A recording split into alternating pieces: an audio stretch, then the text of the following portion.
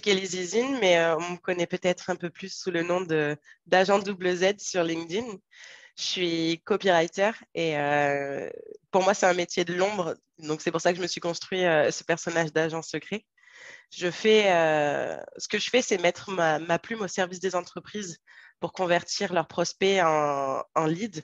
Donc, je le fais autant dans une démarche d'inbound marketing où j'écris les posts LinkedIn des dirigeants que dans une démarche d'outbound marketing où je travaille les messages de prospection et notamment par cold email ou social selling, donc en messagerie sur LinkedIn.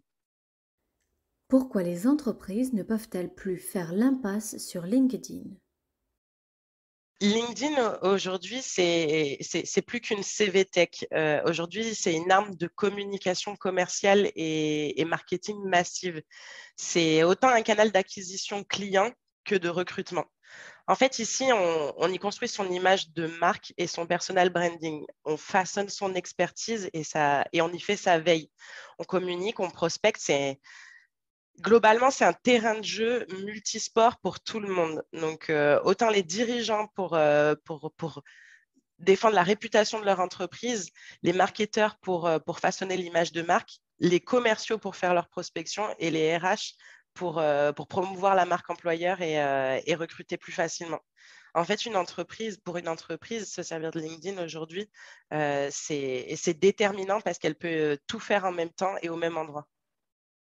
Quels freins rencontre-t-elle dans l'exploitation de ce réseau social?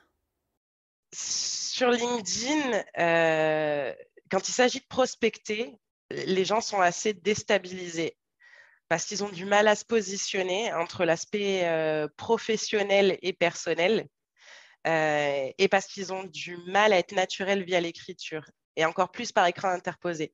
Déjà que les gens ont du mal à écrire, c'est quelque chose sur lequel ils ne sont pas forcément à l'aise, mais alors via un écran interposé, ça rajoute encore un petit peu plus de difficultés.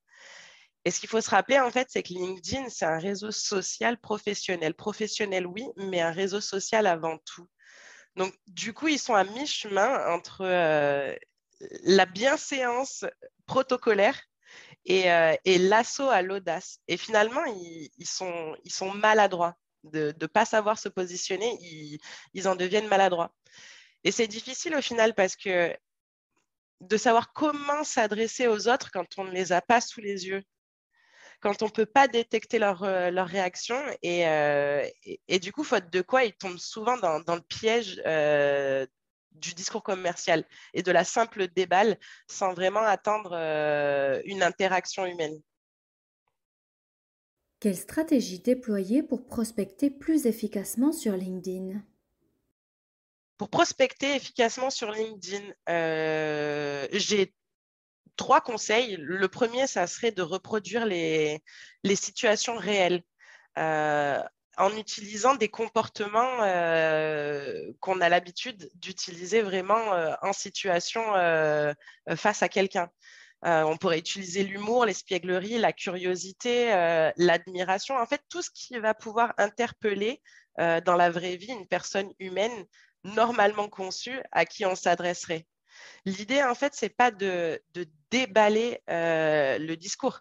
Dans la vraie vie, on n'arriverait pas de but en blanc devant une personne en lançant la conversation, en disant bonjour, je m'appelle Kelly, je travaille comme copywriter à mon compte, je fais ci, je fais ça, et toi, tu fais ci et tu fais ça, donc je vais pouvoir t'aider sur ci et ça, et si tout va bien, on pourra obtenir du résultat, on prend rendez-vous sans reprendre son souffle.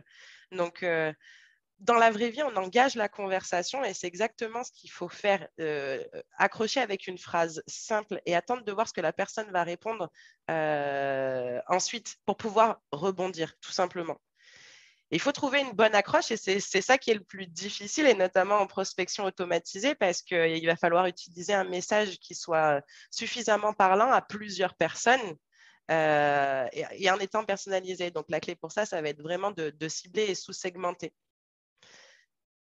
Mon deuxième conseil, ensuite, ça serait de ne pas hésiter à accumuler les deux stratégies d'inbound et d'outbound marketing.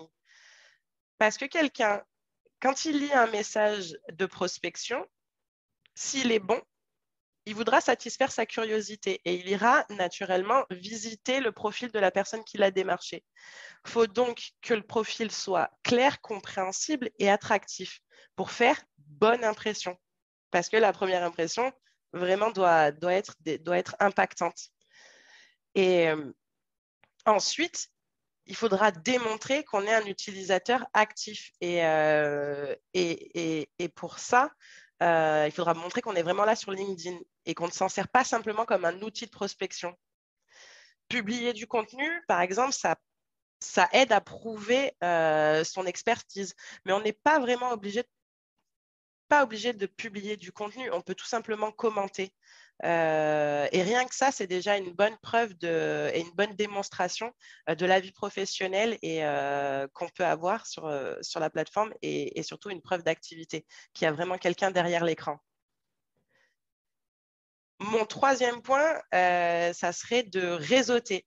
De fil en aiguille, de poste en poste, de commentaire en commentaire. On va tisser des liens et laisser des traces, attirer l'attention. C'est ça la vraie force en fait du réseau du social qui est LinkedIn. C'est le réseautage.